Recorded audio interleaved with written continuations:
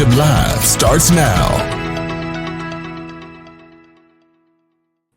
Hello, FloodGate family. Thank you so much for joining us on this edition of Leadership Live.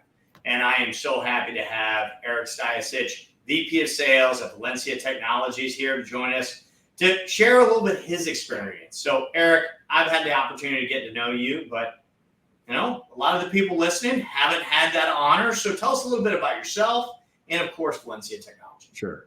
First of all, thanks for having me. I'm excited to be here. Looking forward to the conversation. This will be fun.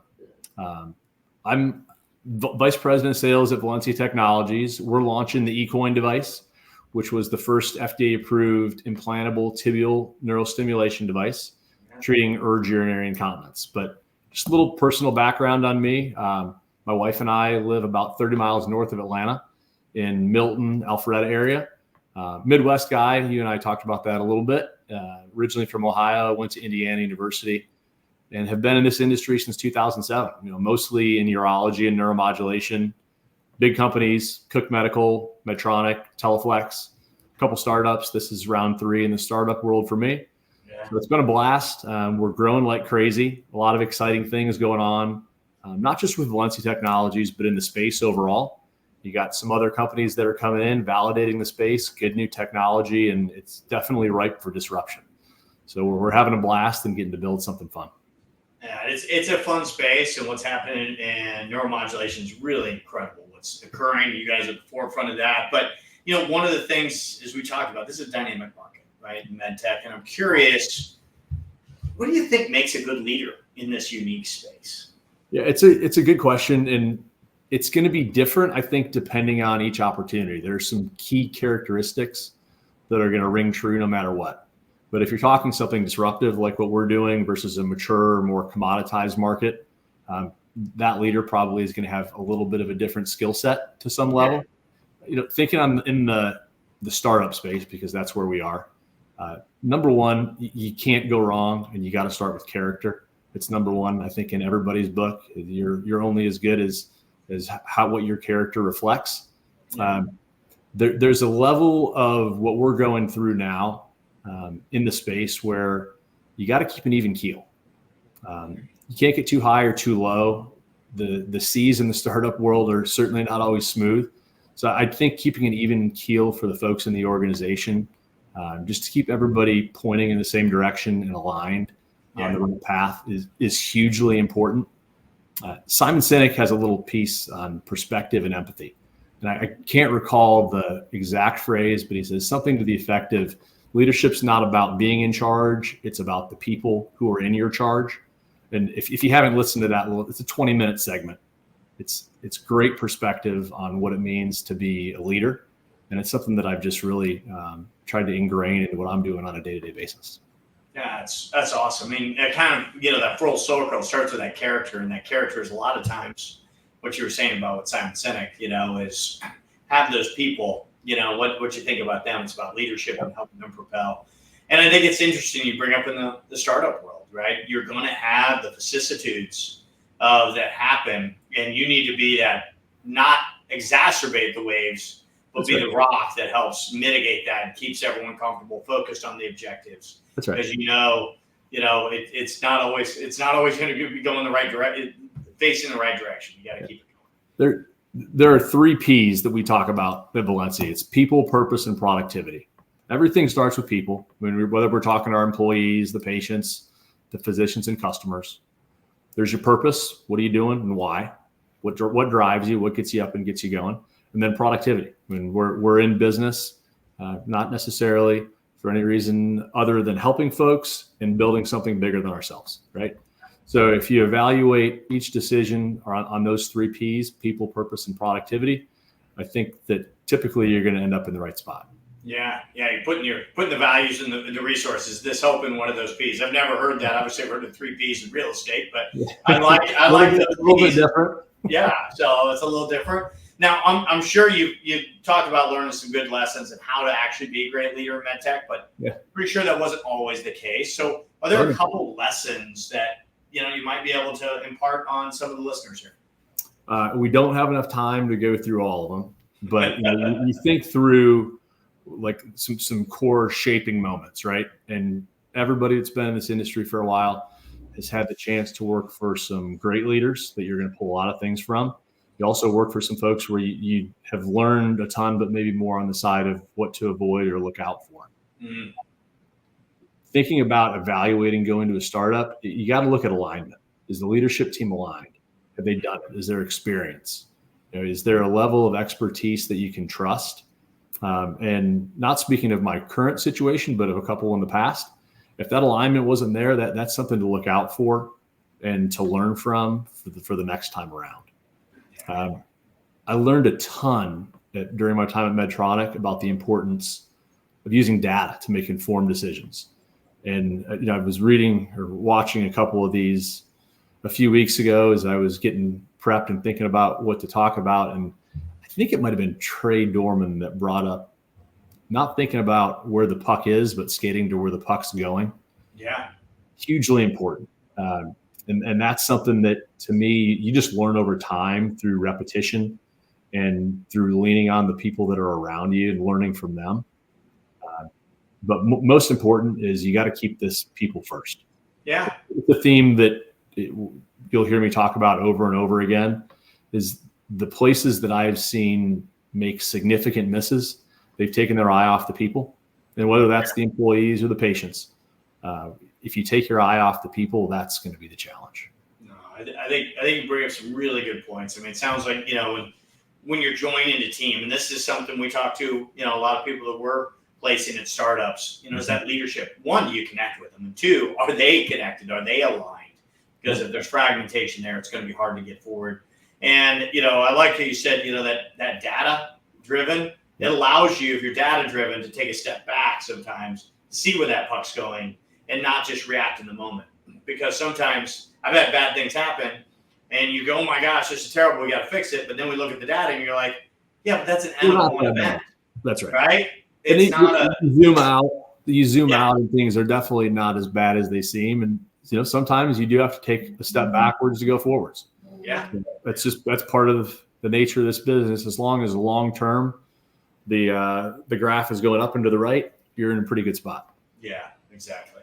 And, I tell you my experience too, sometimes, you're missing targets, the production, you forget about the people, you forget there's a person behind on the other side. And if you lose that piece of humanity, it's such a great point of it all starts to fall apart. So it does. Such a good point. Obviously talking about people is crucial, but there's that 80-20 rule, the 20% to get 80% of the work done, right? Yeah. So those high performers in your organization, how do you develop those high performers? Yeah. What do you and we're fortunate we have a team of them. I think that like-minded folks tend to congregate together in many instances. And especially in the urology world, there are people that have years and years of experience, years and years of relationships. And they're the folks that you have to tap into to think through not just strategy, but who within their network can you bring in and continue to add, have an additive effect on the organization.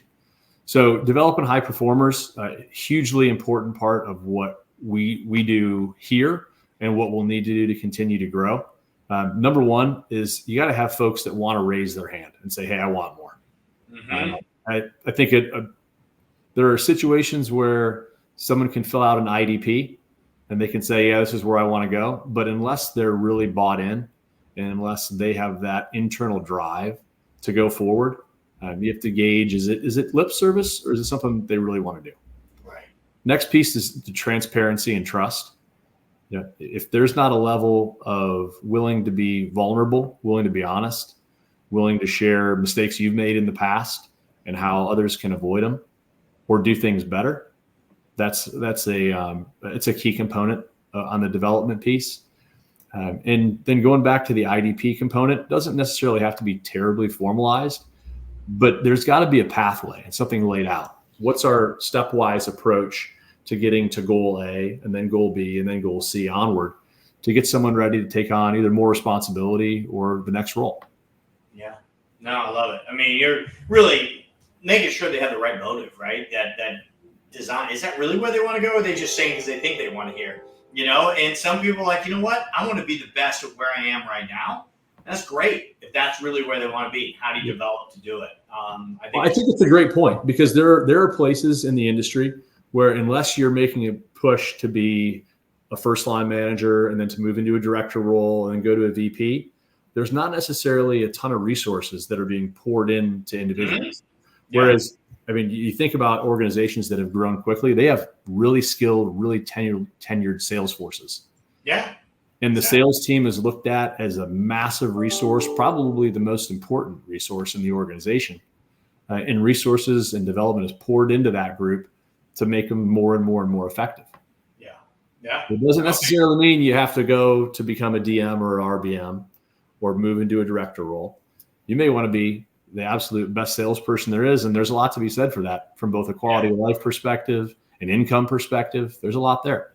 Yeah, no, I totally agree. And, one of the other elements you talked about is how you're leading by example, being vulnerable, being open, talking about problems you've had, because if, everyone's going to mess something up. Everyone's going to struggle with something. We're not all, we're not all superheroes, but but if they're not vulnerable to that, you can't support them, right? They don't identify it. They don't bring it up. You can't do it. So I think that's a couple really good examples. Make sure the trust factor is massive. Hey, am I going to be honest? Are you going to be honest with me? Let's have a very, very vulnerable two-way conversation. Yeah. To get on the same page. Yeah. Having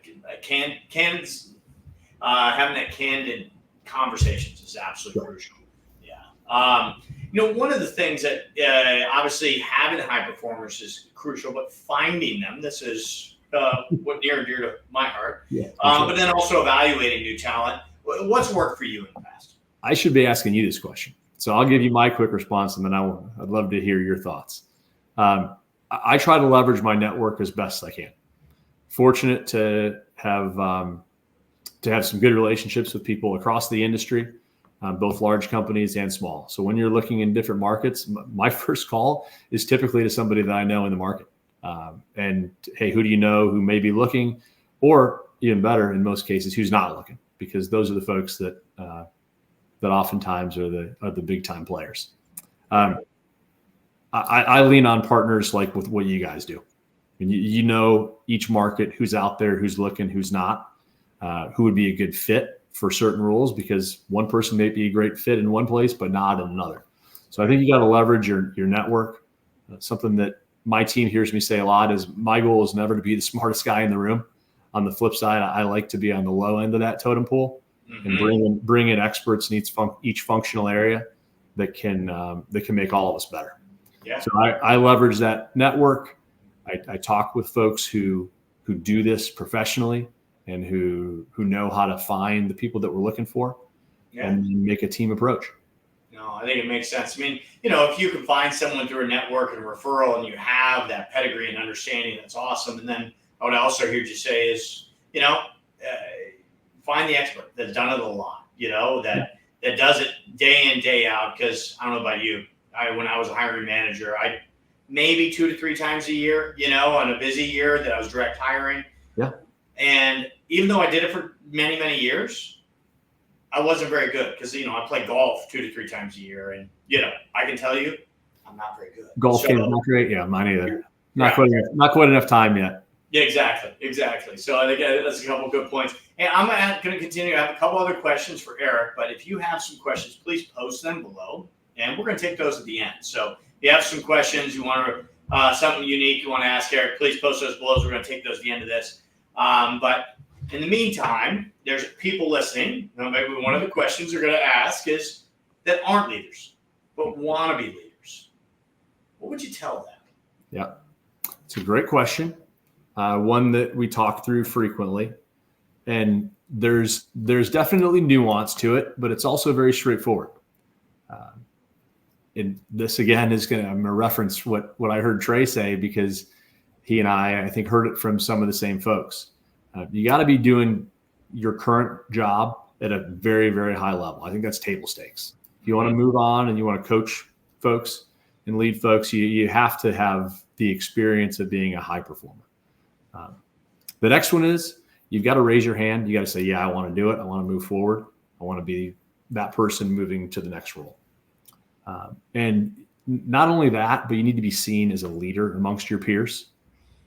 If you've established yourself in the peer group as the go-to person, then there's a likelihood that you take the question out of it. Who's the right fit for this next role? Obviously, it's X. He or she has prepared himself or herself to go forward, and we're ready to go. Yeah. And then the last piece of it is you like to see someone that is doing that next job at some level. Doesn't mean that they're taking on 50% more or taking a huge amount of work off your plate, but are they leading some team calls? Are they helping a teammate who's potentially struggling in a new territory or with a difficult account? Are they onboarding new people to the team? Are they working across the organization? They develop those internal relationships that not only will be beneficial in terms of communication across the organization, they're going to have some champions across marketing, operations, finance, HR. Yeah. They're going to speak to their ability as well. Yeah. So I think there are a couple of components that come into play. It's a little different for everybody, but a few commonalities. Yeah, no, I would agree. That makes total sense. I mean, you got to be excellent at what you're doing today, because I mean, to your point, that's the table stakes. If you're not excellent, it's going to be really hard for anyone to go, yeah, let's bring him to the next level. Yeah. And then making those connections and showing leadership. And I like the way you've not just the immediate team, but around the organization, because that's one of the things as you emerge in an organization that you're really touching more than just your team to be able to be successful, right? You've got to have the support of R&D and QA and whoever else to work together collaboratively and show that ability to do that. So any of those opportunities you can, raise your hand and say, hey, put me in, coach, I want to try this, right? Yeah, for sure. I think it's some great, really good suggestions. So again, ask a couple questions if you have one. I've got one last fun question to ask Erik before we take it to you, the FloodGate family. So please ask questions if you have any. My fun question for you here, Erik, is if your favorite superhero and why? So this is one that I'm not a sci-fi guy. I'm not a comic book guy.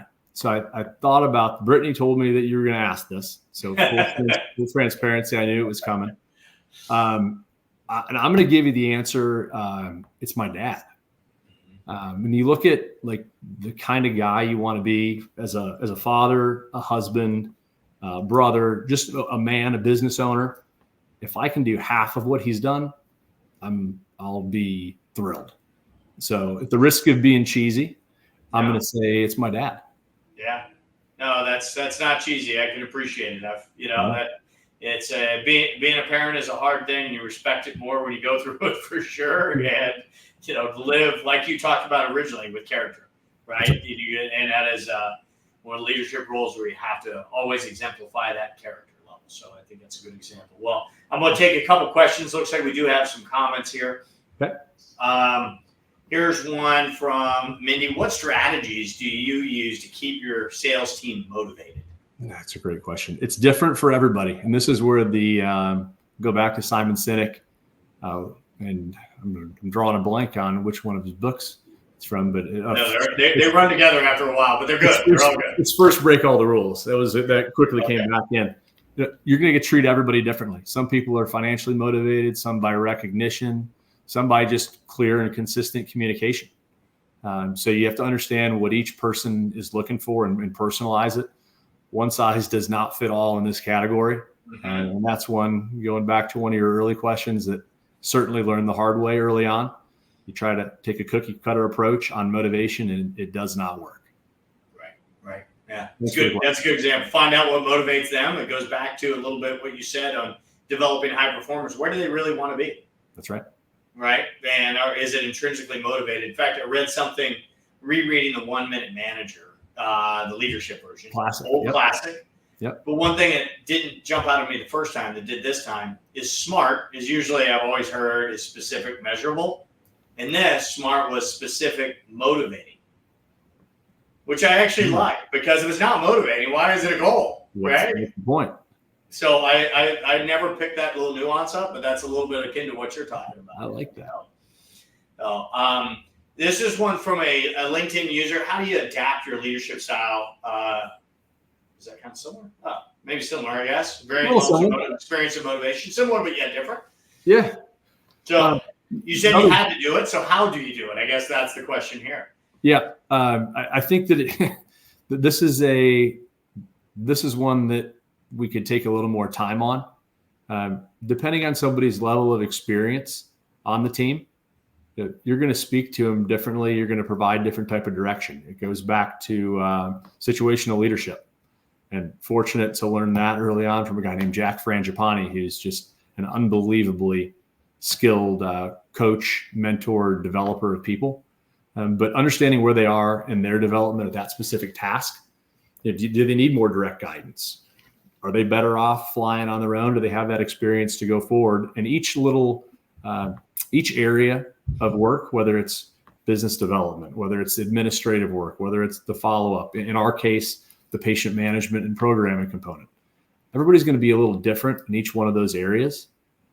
So understanding where they have a level of expertise and leveraging that, giving them the opportunity to lead others on the team in that field, and then working with them more closely in parts of their business where they need a little bit more work and development. I think you have to pick and choose your battles, but also understand where each person is along the spectrum of their development. Yeah. And I think you bring up a really good point, which is that situational leadership point. It isn't person specific.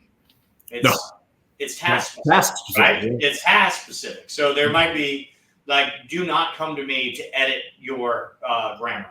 That is not what I will fail that miserably, right?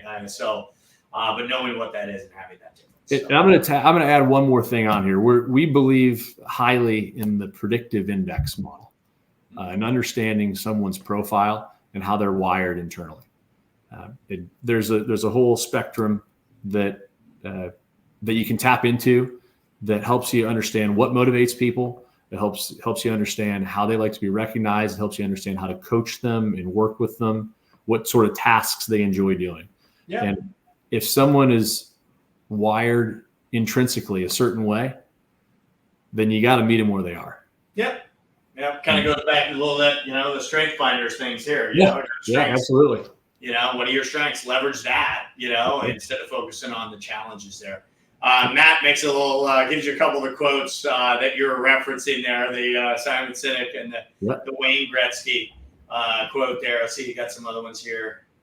Michael, he's coming in from an analytical background, I love making business decisions based on data. However, data in healthcare doesn't always come easily or cheap. How do you manage that trade-off in smaller organizations with limited financial resources? Really well. That is a wonderful question, and something that we did not have a ton of data early on at Valencia when we launched. So we evaluated a couple of different platforms, and there's some great things that are out there now. I mean, you have Definitive has been out forever; they're the giant in the space, and then you have some newcomers that have come on recently between Acuity, MedScout, Alpha Sophia, another good one. We ultimately, they're all great platforms. We ultimately went with MedScout. We just felt like it matched up well with where we were in commercialization.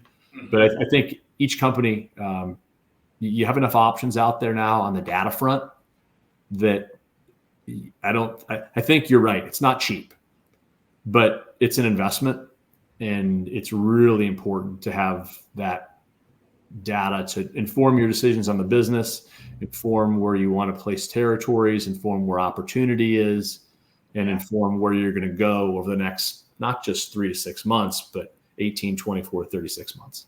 Right. And Pareto, which of the data is important? Because sometimes you want to know everything, but what's going to be the driver and get just that. Right? That's right. Yep. Makes total sense. It's a great question.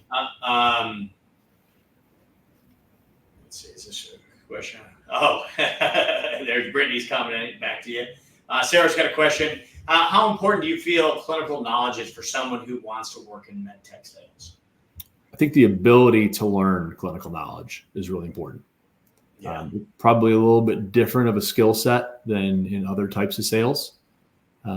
But the ability to learn that knowledge, to speak the language, and to be able to communicate clearly and concisely to surgeons, other providers, and clinicians. Yeah.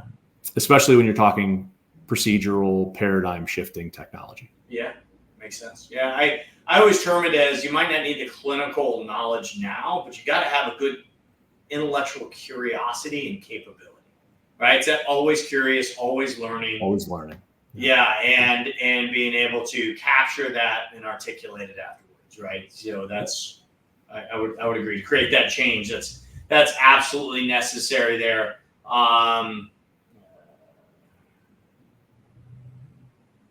All right, here's a lot of data questions here. I guess people like your data. Renee, I love that data, that you're data driven. But in the absence of data, what do you use to help make decisions that influence others? Wow, we're racking up some great questions here. Absence of data is tough, right? I think you always have to trust your gut to a degree, and you lean on your team members that have knowledge in specific areas of the country or in areas of the business. When we think about where we were 2.5 years ago, this was a similar spot to where we were when we launched eCoin in the spring of 2022. And what was really important and beneficial to us was having a team of 12 very tenured urology-focused salespeople who knew their markets. We had to put a level of trust into what their local market knowledge was, into what their networks were telling them, and then be able to hone in a little bit further, double click on some of the data points to understand as best we could where things are. But that's a tough situation to be in. Not having quality usable data makes any launch or any growth strategy tough. Yeah, I think Sherlock Holmes said decision without data is a capital offense, without the facts is a capital offense, but similar. But I think what you bring up, though, is data comes in different forms. There's people that come with a lot of what we might call tribal knowledge, but that is data and experience that's in their head.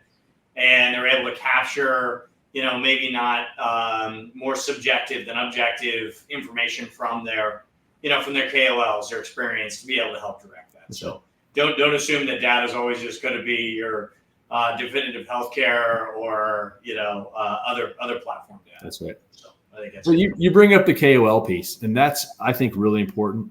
Advisory boards and advisory panels.